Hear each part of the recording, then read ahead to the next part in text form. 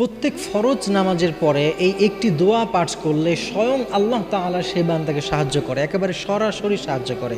এই হাদিসটি অনেকগুলো কিতাবের মধ্যে এসেছে, মুস্তাদরাকে হাকিম সহ, মুস্তাদে আহমদ সহ, আবু দাউদ সহ বিভিন্ন হাদিসের মধ্যে এই হাদিসটি আছে। হযরত মুআজ ইবনে জাবাল রাদিয়াল্লাহু আনহু তিনি বলছেন যে একদিন বিষ্ণু সাল্লাল্লাহু আলাইহি ওয়াসাল্লাম তার কাছে আসলেন এবং বললেন, ওয়াল্লাহি ইয়া মুআজ, আল্লাহর কসম হে মুআজ, আনা উহিব্বুকা, আমি তোমাকে ভালোবাসি, আর সেই ভালোবাসার খাতিরে তোমাকে আমি একটা কথা বলি। এরপর বিষ্ণু সাল্লাল্লাহু আলাইহি ওয়াসাল্লাম বললেন, মুআজ, একটা আমল তোমাকে বলবো, একটা দোয়া বলবো, তুমি নামাজের পরে পড়বে, কখনো কোনো নামাজের পরে তুমি এটা ছেড়ে দিবে না। অত্যন্ত সহজ একটি দোয়া, এই দোয়াটি পড়লে আল্লাহ তাআলা আমাদেরকে সাহায্য করবেন। দোয়াটি কি বিষ্ণু সাল্লাল্লাহু আলাইহি ওয়াসাল্লাম আমাদেরকে শিখিয়েছেন।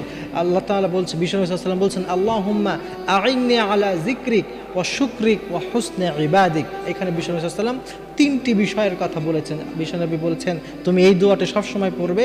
আল্লাহুম্মা আইন্নি আলা যিকরিক, এক নম্বর হচ্ছে আল্লাহ তাআলার কাছে বলা যে হে আল্লাহ, আপনার যে স্মরণ, এই স্মরণের ব্যাপারে আপনি আমাকে সাহায্য করেন, যাতে করে সর্বাবস্থা আপনাকে স্মরণ করতে পারে। এরপরে হচ্ছে ও শুকরিক, যেন আমি আপনার কৃতজ্ঞ হতে পারি, ও হুসনে ইবাদাতিক, এবং আপনার ইবাদতগুলো যেন করতে পারি, সেই ব্যাপারগুলোতে আপনি সাহায্য করেন। এই যে চমৎকার দোয়াটি আছে, প্রত্যেক নামাজের পরে এই দোয়াটি পড়লে আল্লাহ তাআলা আমাদেরকে সাহায্য করবেন।